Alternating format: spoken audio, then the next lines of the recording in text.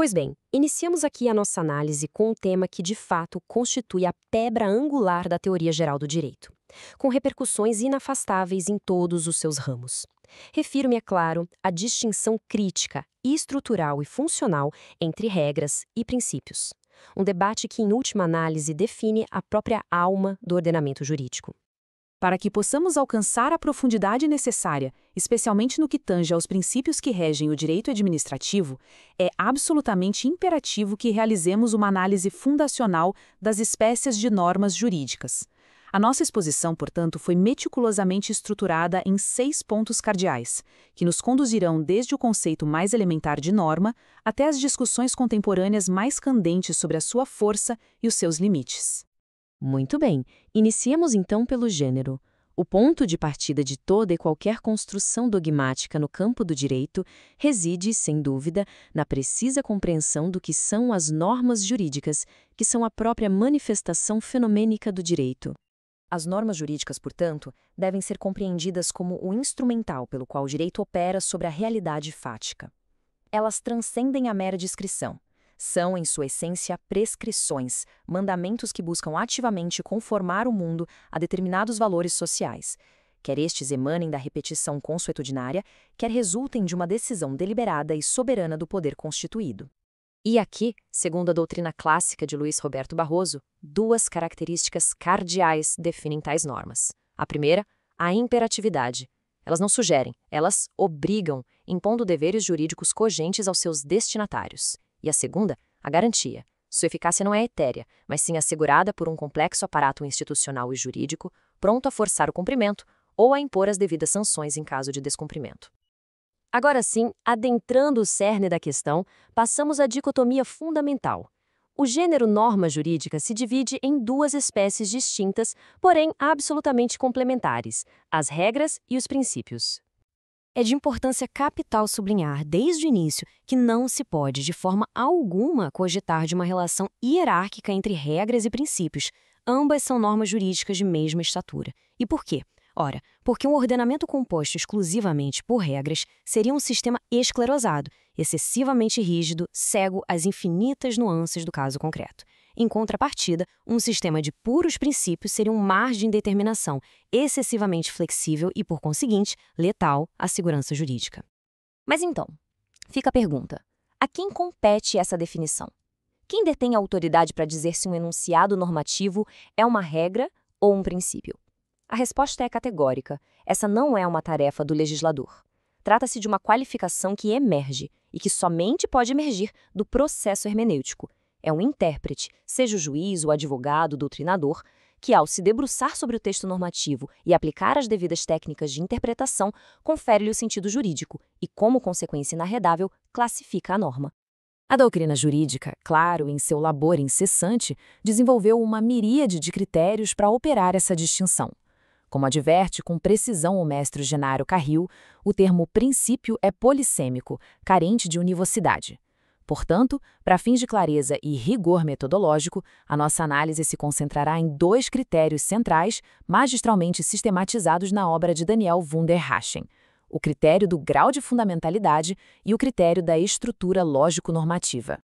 Esses 2 critérios nos oferecem perspectivas diferentes, porém complementares. O primeiro, o da fundamentalidade, analisa a posição da norma na arquitetura do sistema jurídico, seu papel como alicerce. Já o segundo, o da estrutura lógico-normativa, foca na sua morfologia interna, na sua forma de construção e, o que é crucial, no seu modo de aplicação. Sob o prisma da fundamentalidade, os princípios são as verdadeiras vigas mestras do edifício jurídico. São os mandamentos nucleares que servem de alicerce para todo o ordenamento. São eles que injetam lógica e racionalidade no sistema. Nesta concepção, que encontra expoentes em juristas do calibre de Celso Antônio Bandeira de Mello, Geraldo Ataliba, José Afonso da Silva e Carlos Ares Sundfeld, a conclusão é inexorável. Violar um princípio representa um atentado à própria coerência e à essência do sistema, constituindo uma infração de gravidade ontologicamente superior à transgressão de uma mera regra. Pois bem, avancemos agora para o segundo critério, o da estrutura lógico-normativa, que é, sem qualquer dúvida, o mais difundido e testado, com especial relevância em certames públicos. A devida compreensão deste critério é tributária das contribuições seminais de dois titãs da filosofia do direito do século XX, o norte-americano Ronald Dworkin e o alemão Robert Alexy. Dworkin ele vai propor que as regras operam numa lógica binária, de tudo ou nada, all or nothing. Ou seja, se os pressupostos fáticos de uma regra válida são preenchidos, ela deve ser aplicada em sua totalidade. O conflito entre regras, nesse caso, resolve-se no plano da validade. Já os princípios, por outro lado, possuem uma dimensão de peso ou importância. Em caso de colisão, não se exclui um em favor do outro. Realiza-se uma ponderação para verificar qual deles prevalece no caso concreto. Robert Alexy, por sua vez, refina e aprofunda essa distinção. Para ele, as regras são normas que contêm determinações e que devem ser satisfeitas plenamente ou não satisfeitas. Elas exigem exatamente o que determinam. Os princípios, em gritante contraste, são mandados de otimização. O que isso significa? Significa que eles ordenam que algo seja realizado na maior medida possível, dentro das possibilidades fáticas e jurídicas existentes. Analisando isso de forma comparativa, a distinção se torna ainda mais nítida. Dworkin ancora sua teoria na dicotomia entre validade para as regras e peso para os princípios. Alexy, por sua vez, dá um passo adiante ao qualificar os princípios como mandados de otimização. E essa qualificação é crucial, pois ela admite uma aplicação gradual, uma satisfação em diferentes graus. Um princípio não exige tudo ou nada, ele exige ser efetivado a um máximo, mas esse máximo é sempre condicionado pela realidade fática. Pensemos, por exemplo, nas limitações orçamentárias e pelas outras normas jurídicas que, porventura, colidam com ele. E a aplicação prática de toda essa teoria se manifesta de forma mais clara na resolução de antinomias, ou seja, de conflitos entre normas. Sintetizando os critérios, como faz Barroso, podemos dissecar a estrutura e o modo de solução de conflitos para cada uma dessas espécies normativas. Vamos então dissecar as regras jurídicas. Em sua estrutura, elas apresentam um conteúdo objetivo, um comando direto, faça ou não faça. Sua estrutura é eminentemente descritiva, pois define a conduta exata a ser adotada. A sua aplicação, como já vimos, é subsuntiva, operando na lógica binária do tudo ou nada. Consequentemente, e este é um ponto nevrálgico, um conflito entre regras é visto como uma anomalia, uma patologia do sistema que exige uma solução drástica, a exclusão de uma das normas. A norma conflitante é declarada inválida e, para tanto, lançamos mão dos clássicos critérios de solução de antinomias, o critério hierárquico, o cronológico e o da especialidade. Agora veja a diferença quando olhamos para os princípios. Em contrapartida, eles possuem uma natureza completamente distinta. O seu conteúdo é axiologicamente denso, carregado de valores, com uma dimensão ética e finalidades públicas. A sua estrutura não é descritiva, mas sim finalística. Eles não dizem exatamente o que fazer, mas apontam o estado ideal a ser alcançado. A aplicação, como já demonstramos exaustivamente, segue a lógica dos mandados de otimização. E é por essa razão que o conflito entre princípios não é uma patologia, mas sim uma característica inerente à sua própria natureza. A solução, portanto, não pode ser a invalidação. É necessariamente a ponderação, o sopesamo, para definir qual princípio terá maior peso no caso concreto, sem que o outro, com peso menor, seja expulso do ordenamento jurídico.